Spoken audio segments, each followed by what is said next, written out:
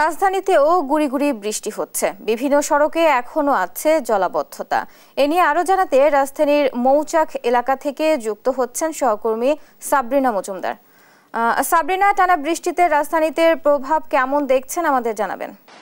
বুবলি, কালকে যে বঙ্গোপসাগরের যে নিম্নচাপ লঘুচাপটি এখন গভীর নিম্নচাপে পরিণত হয়েছে, সেটির জন্যই কিন্তু কালকে থেকে টানা মুষলধারে বৃষ্টি হচ্ছে এবং সেটি একটু সময় পর অল্প বৃষ্টি, অতিবৃষ্টি, মাঝারি বৃষ্টি, সারাদিনই কিন্তু বৃষ্টি হচ্ছে।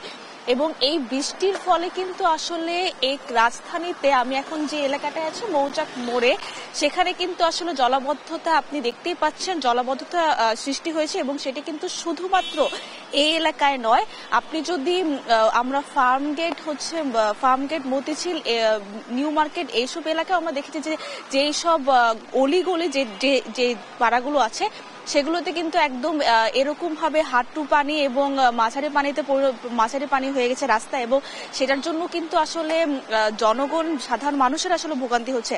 তবে আজকে যেহেতু শুক্রবার, সেজন্য কিন্তু আজকে কোনো অফিসগামী বা স্কুলগামী কোনো ছোট শিশুরা বা অফিসগামী যে সাধারণ মানুষের, তারাও কিন্তু চলাচল করছেন না।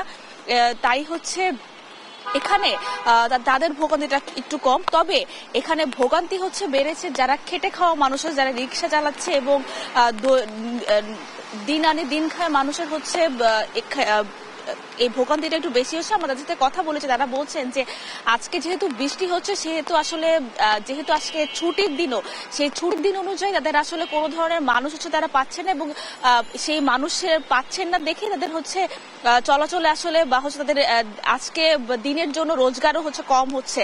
তো এখনো আপনি দেখতে পাচ্ছেন যে এখন সকাল থেকেই কিন্তু আজকে দেখতে পাচ্ছেন যে সকালে মুষলধারে বৃষ্টি হচ্ছিল, তার কিছুক্ষণ পর কিন্তু অল্প বৃষ্টি হয়ে কিছুক্ষণ থেমেছিল, এখন কিন্তু আবার নতুন করে আবার বৃষ্টি হওয়া শুরু হয়েছে।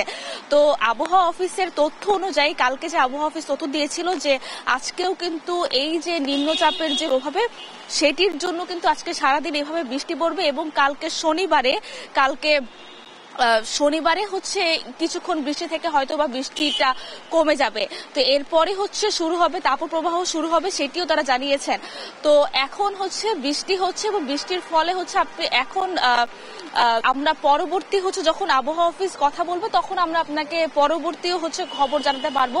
তো এখন মৌচাকে আপনি দেখতেই পাচ্ছেন যে দৈনন্দিন কাজের জন্য আসলে মানুষ বেরো হচ্ছে না, কারণ এই বৃষ্টিপাতের জন্য, এবং খেটে খাওয়া মানুষের একটু জীবন যাপনের একটু কষ্ট সাধন হয়ে পড়ছে।